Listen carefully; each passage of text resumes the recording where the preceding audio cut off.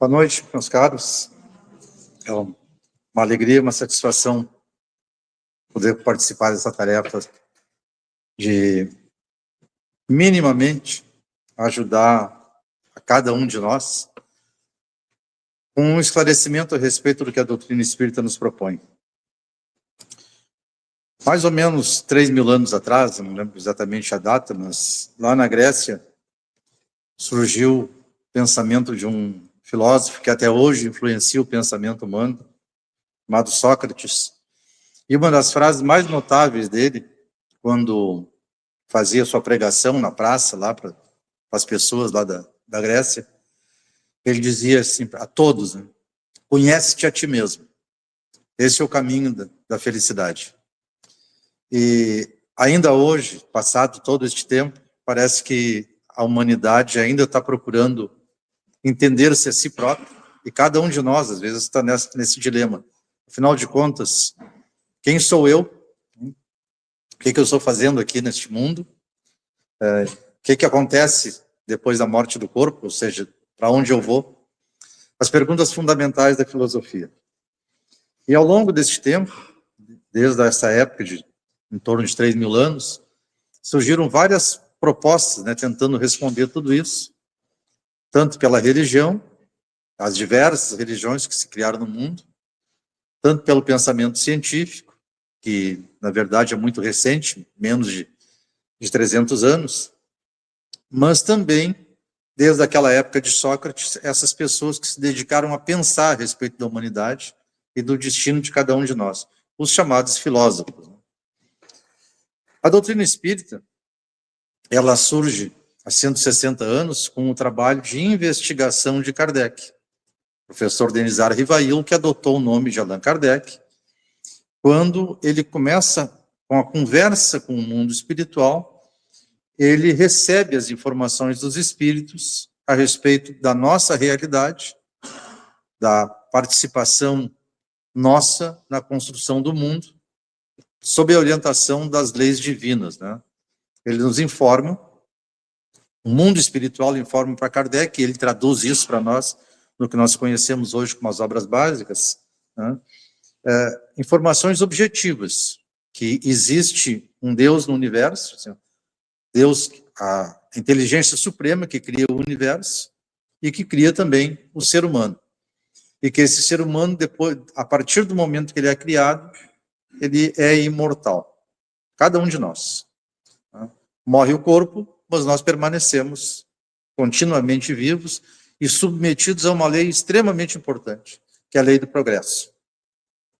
Todas as nossas ações, todas as nossas existências, elas servem de base para na próxima sermos um pouco melhor, um pouco melhor, um pouco melhor, até que, livre das imperfeições que nós vamos também construindo pela nossa vontade, nós deixemos de lado o sofrimento, completamente, nos tornando espíritos puros e mais próximos de Deus, numa tarefa infinita de progresso contínuo, auxiliando o próximo. Mas a obra de Kardec, como eu disse, ela foi um conjunto de informações trazidas pelo mundo espiritual, que ele recolheu essas informações através de mais de 1.000 transmitentes em 50 países diferentes, e ele organiza esse pensamento, mas de uma forma de conhecimento geral. Kardec chama a doutrina espírita de uma ciência do comportamento. E toda ciência, ela tem essa característica, ela descobre, descreve e apresenta as leis gerais. Ela não cuida de casos particulares, né? Na aplicação das leis que a ciência informa, é que a gente vai resolver os casos particulares. A partir dessa descoberta da capacidade de conversar com o mundo espiritual, Kardec traz, então, essas informações todas, mas elas, repito, elas trazem a condição geral da humanidade. Mas algumas pessoas, inclusive contemporâneos de Kardec, já começaram a pensar como é que iam traduzir essas informações todas, que está no corpo da doutrina, para a nossa vida diária, para os nossos problemas de comportamento.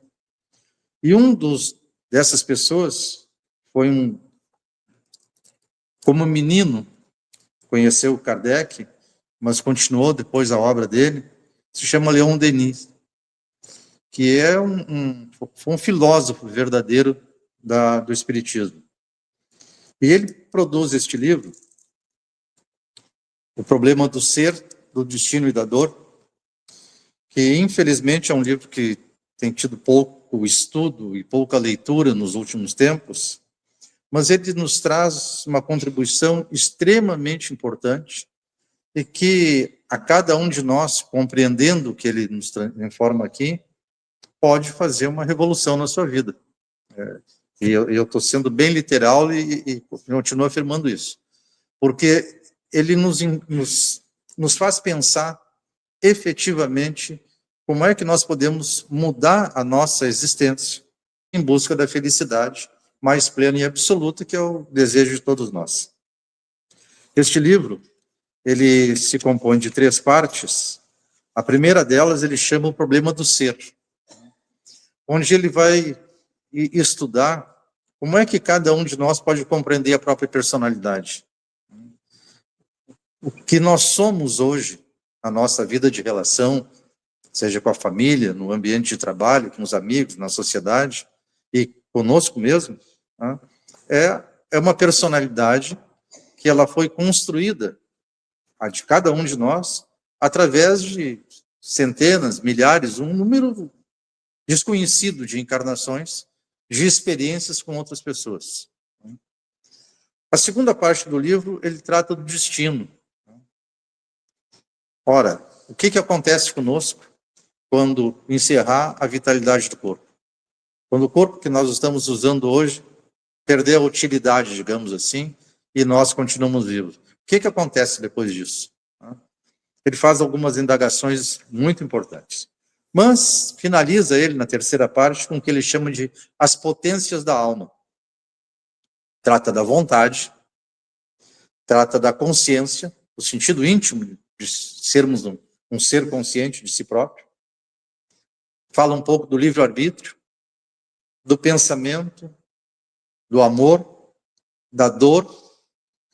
E, junto com o trato do pensamento, ele faz um pequeno capítulo chamado A Disciplina do Pensamento e a Reforma do Caráter. E é este que eu gostaria de decifrar um pouquinho mais hoje com vocês aqui. Mas ele inicia o livro chamando a atenção de uma situação que é muito prática. E na primeira frase da introdução do livro ele diz o seguinte: uma dolorosa observação surpreende o pensador no ocaso, ao final da vida.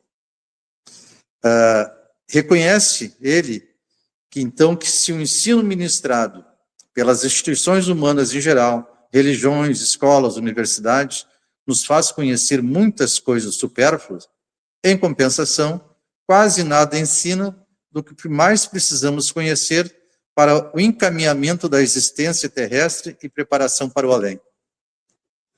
Ou seja, ele está nos chamando a atenção de que nós temos que encontrar uma forma de conhecer um pouco mais a respeito de nós mesmos, para a partir daí tomarmos uma decisão de modificar, na medida que for identificado a necessidade, modificar o nosso comportamento com vistas à vida futura. Tanto aquela etapa que nós vamos passar lá na dimensão espiritual, quanto na próxima encarnação.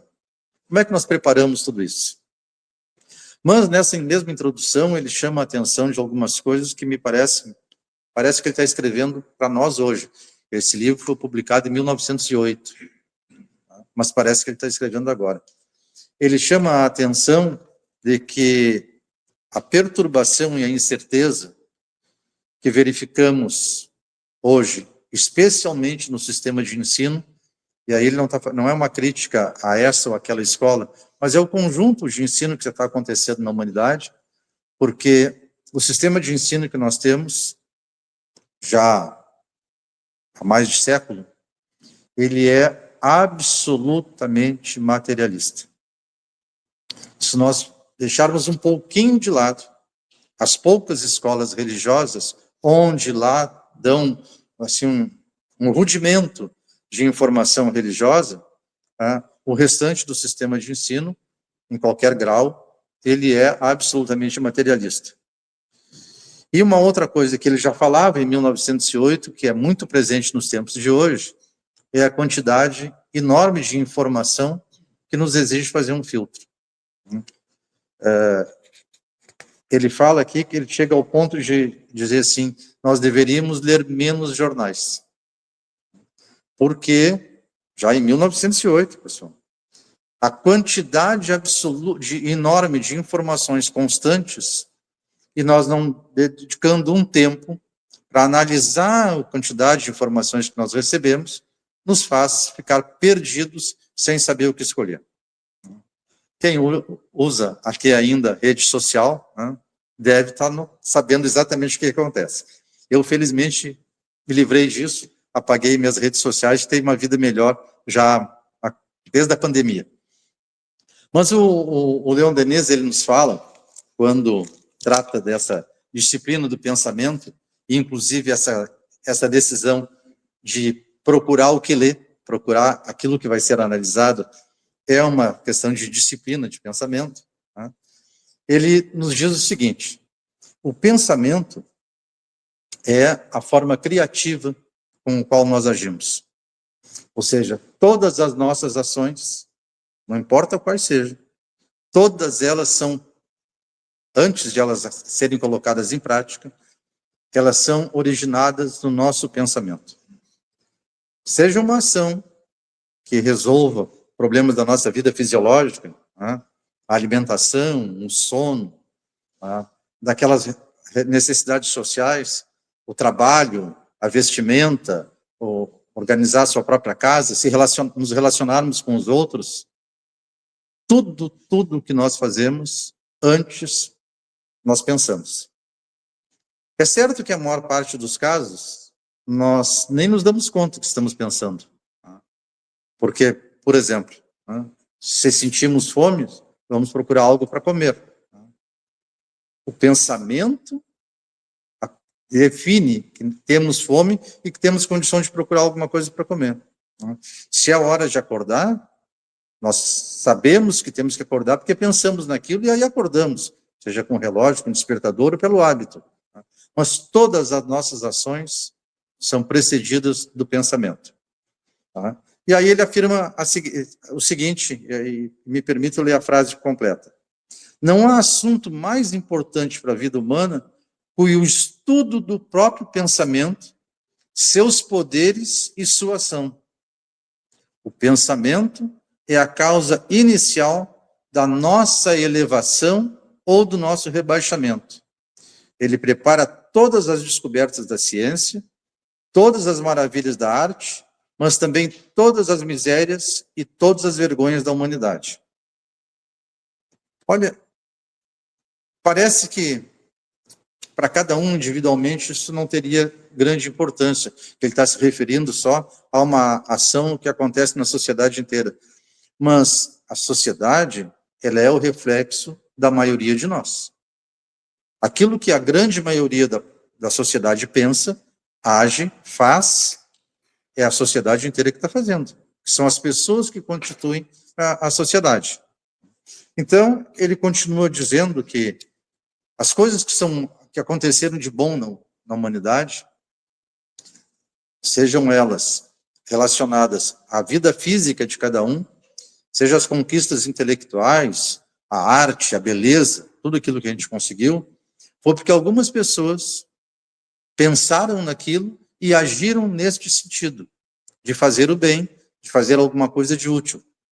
Ao mesmo tempo, os crimes que aconteceram na nossa história, todos eles também foram precedidos do pensamento. Ora, se o pensamento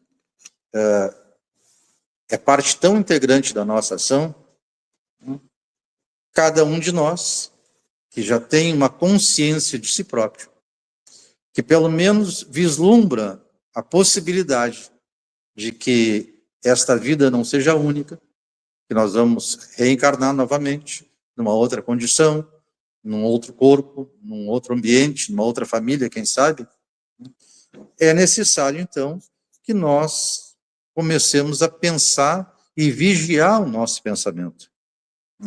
A fiscalização desse pensamento vai implicar na fiscalização dos nossos atos. Se nós modificarmos a forma de pensar, se modificarmos o sentido daquilo que pensamos, naturalmente modificaremos a nossa forma de agir. Vejam só, se nós... Vou tentar dar um exemplo, que é um dos que ele põe aqui no livro, que é um exemplo extremamente corriqueiro na vida de cada um de nós. Se nós passarmos um tempo enorme da nossa vida, do nosso pensamento, pensando, por exemplo, no prazer da comida, naturalmente, muito facilmente, nós cairemos no caminho de comer demais ou comer aquilo que de fato não é saudável para o nosso organismo. É um exemplo muito simples, muito corriqueiro e que acontece praticamente com todo mundo em algum momento da vida. Vale isso também para as nossas ações, aquelas que já de conteúdo moral. Por exemplo, o cumprimento da lei. Nós todos somos cidadãos de um país e ele, pela própria sociedade desse país, estabelece uma série de normas de comportamento. Nós decidimos se vamos segui-las ou não. Mesmo aquelas mais corriqueiras. No trânsito, por exemplo. Eu sei porque eu já tive algumas vezes multas de trânsito. Tá? Sempre que fiz isto, eu arrisquei, eu pensei. Eu sabia que estava andando com excesso de velocidade, eu pensei, aquela sinaleira não vai trocar de cor, e aí tentei passar. E assim acontece em todas as nossas ações que são reguladas pela lei civil onde nós vivemos. Então, esta vigilância do pensamento vai implicar na vigilância dos atos. Por isso que eu começar a pensar que eu não sou todo poderoso, por exemplo, no volante do carro, que eu tenho que obedecer a determinadas normas, seja de velocidade, seja de sinalização, e eu vigiar esse meu pensamento, ficar cuidando para que eu não me considere melhor do que os outros no trânsito, naturalmente a minha condução do veículo vai ser mais suave, menos arriscada para mim e para todos os outros.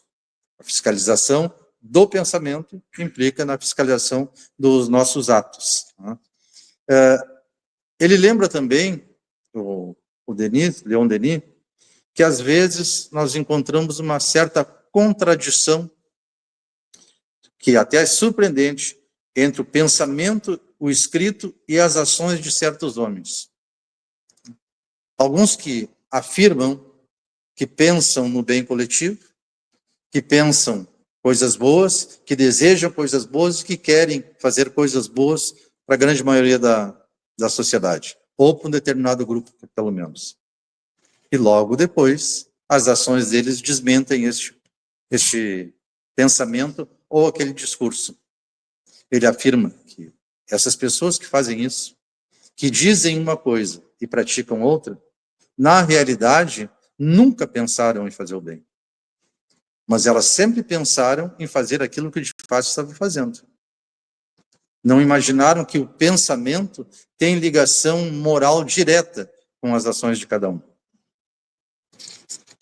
Ele vai ainda afirmando uma outra coisa.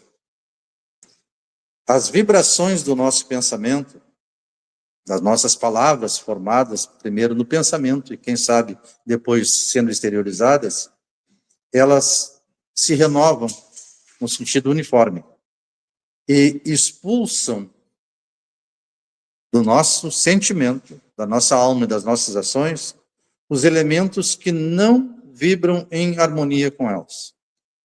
Ou seja, se nós, vigiando o nosso pensamento, conseguirmos assumir o compromisso e a prática de pensar o bem, mesmo que nós tenhamos uma vida inteira de feitos errados, que tenhamos praticado o mal, mas quando nós nos convencemos e passamos a pensar exclusivamente o bem, aquelas ações más naturalmente vão deixar de serem praticadas.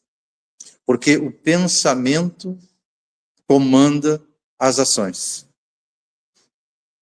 Ao contrário, se o nosso pensamento, e aí eu estou citando literalmente o que Leon Denis escreveu, se ao contrário, o nosso pensamento é inspirado por maus desejos, pela paixão, pelo ciúme, pelo ódio, as imagens que este pensamento cria sucedem-se, acumulam-se em nosso corpo fluídico e o entenebrecem.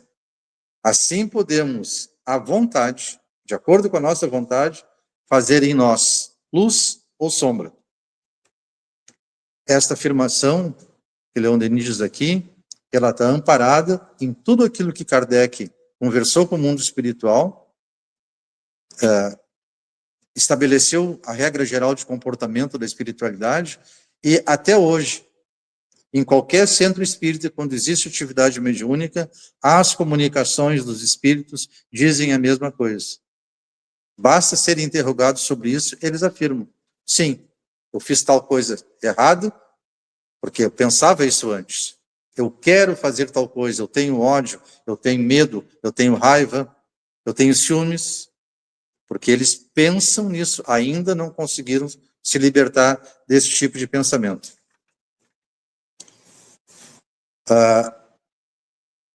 Alerta também Leon Denis, dizendo que a nossa alma, de cada um de nós, ela, para nós mesmos, ela oculta o que ele chama de profundezas, onde o pensamento raras vezes vai. Na superfície, é aquelas nossas ações do dia a dia, quase que automáticas, né? Do nosso relacionamento social. Mas ele diz que, afirma que como nós, cada um de nós, já viveu inúmeras experiências na carne, em cada uma dessas existências nós seguimos pensando, estávamos pensando, permanecemos, e as ações decorrentes dos pensamentos feitos num passado recente ou muito remoto estão lá conosco, na memória do ser integral, na memória da alma, gravadas no perispírito de cada um de nós. Então, o que nós precisamos, de fato, é seguir aquele conselho de Sócrates, começar a nos conhecer a nós próprios. Qual é o meu pensamento mais frequente? O que acontece? Por que eu penso determinadas coisas com frequência? Coisas que, de fato, não me fazem bem. Porque nós todos já somos suficientemente crescidos, digamos assim, no sentido da espiritualidade, porque sabemos distinguir o bem e o mal. Mas se nós deixamos dominar no dia a dia por esses pensamentos, algum efeito isso vai trazer de ruim para cada um de nós. Eu já contei aqui numa outra ocasião, por um outro assunto, mas de uma experiência pessoal que eu gosto de contá-la porque ela é um alerta, tanto para mim não repetir, quanto para quem eventualmente acha que ela é interessante. Alguns anos atrás, eu passei por uns dias de muito cansaço. Eu acordava e cansado. Parecia que o sono não tinha sido reparador. Eu não tinha nenhum problema de saúde, não tinha nenhum problema de relacionamento em casa, não estava com uma vida tranquila, como sempre, mas aquela sensação de cansaço, sempre que acordava, era presente. Foi 10, 12 dias, até que eu me dei conta de uma coisa. Parece que, num determinado momento, alguma luzinha acendeu e eu olhei para o lado. Eu sou um leitor voraz, né? Estou sempre procurando alguma coisa para ler. E naquela ocasião, eu estava lendo, e lendo antes de dormir, né, um livro contando aquelas misérias que aconteceram num campo de concentração na Segunda Guerra. Aqueles campos de extermínio. Né? Ora, se eu estava lendo aquilo, eu pensava naquilo. Né? Que tipo de companhia eu pretendia ter durante a noite? Né? Pensamento traduz-se num fato físico. Não existe pessoa que se cure de uma doença física que procure um bom médico e que o médico descubra a sua doença identifique a causa e recomende um tratamento, se a pessoa não pensar em se curar, porque aí ela deixa de lado o remédio, não segue o tratamento, acaba piorando. E isso é um fato concreto que a gente observa nas pessoas com quem a gente convive. Parece que tem pessoas que sentem prazer no sofrimento. Por quê? Porque estão pensando constantemente no sofrimento. Deixam de lado a sua própria capacidade de procurar a luz. Ele diz mais o seguinte, permitam também ler, porque o texto é extremamente interessante. Em certas horas de nossa vida, quando nos morre a nossa mãe, quando se desmorona uma esperança ardentemente acariciada, quando se perde a mulher, o filho amado, cada vez que se despedaça um dos laços que nos ligam a este mundo, uma voz misteriosa eleva-se das profundezas de nossa alma. Voz solene que nos fala de 1000 leis divinas, mais veneráveis que as da terra, e entreabre-se todo um mundo ideal. Mas os ruídos do exterior abafam-no bem depressa, e o ser humano recai quase sempre em suas dúvidas, em suas hesitações, na rara vulgaridade da sua existência.